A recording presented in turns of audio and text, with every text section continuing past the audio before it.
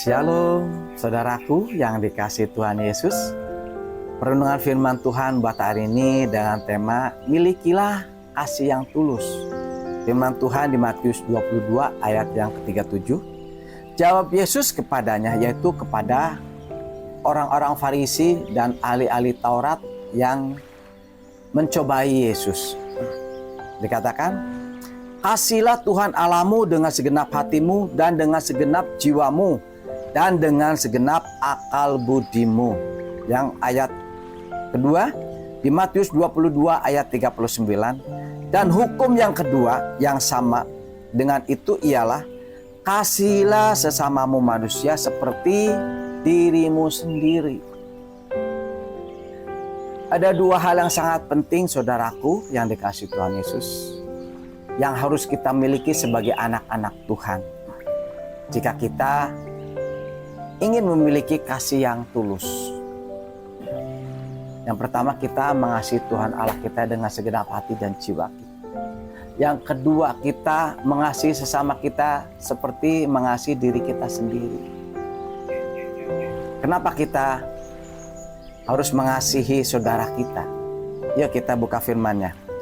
Di 1 Yohanes 4 ayat yang ke-20 dikatakan, jika seorang berkata, aku mengasihi Allah, dan ia membenci saudaranya, maka ia adalah pendusta. Garis bawahi saudara, pendusta. Karena barang siapa yang tidak mengasihi saudaranya yang dilihatnya, tidak mungkin mengasihi Allah yang tidak terlihatnya. Saudaraku yang dikasihi Tuhan Yesus, maka dari itu kita harus menjaga hati kita, saudara.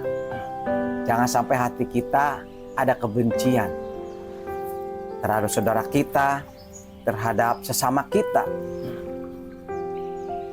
Karena di saat kita ada kebencian, ada kekecewaan, ada luka-luka batin, maka itu adalah yang akan menjadi penghalang dalam kehidupan kita. Contohnya di saat kita beribadah ke gereja, di saat kita memuji menyembah Tuhan. Setiap pujian penyembahan kita, maka semua yang kita naikkan tidak akan menjadi dupa yang berbuah harum di hadapan Tuhan. Kenapa? Karena ada lempengan secara roh di atas kepala kita, ada lempengan baja, saudara. Itu yang menjadi penghalang kita kepada Tuhan. Di saat kita berdoa, di dalam pergumulan kita, ada orang berkata, kenapa ya doa-doa saya kok Tuhan tidak jawab? Bukannya Tuhan tidak jawab, saudara, tetapi karena ada penghalang. Apa penghalangnya? Yaitu kita ada kekecewaan, ada luka batin, ada kepahitan.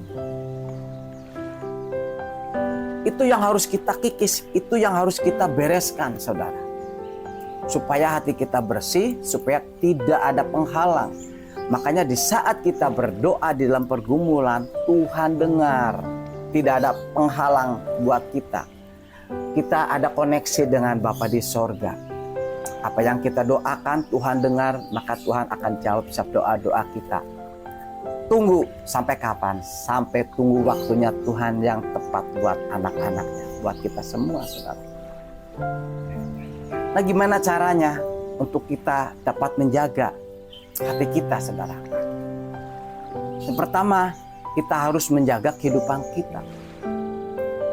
Janganlah kita bergaul dengan orang-orang yang baperan, yang suka menggosip, yang suka membicarakan hal-hal yang negatif pada orang lain. Kenapa? Karena kalau kita setiap hari bergaul dengan orang-orang seperti itu, kita akan terkamir, saudara. Jangan sampai hati kita terkamir. Justru kita harus menjadi terang.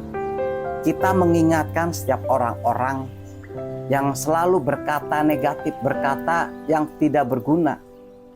Segala kebencian, menggosip orang lain, kita tegur dengan kasih. Ingatkan dia agar dia kembali kepada jalan yang benar. Agar dapat menjaga hati kita masing-masing, saudara.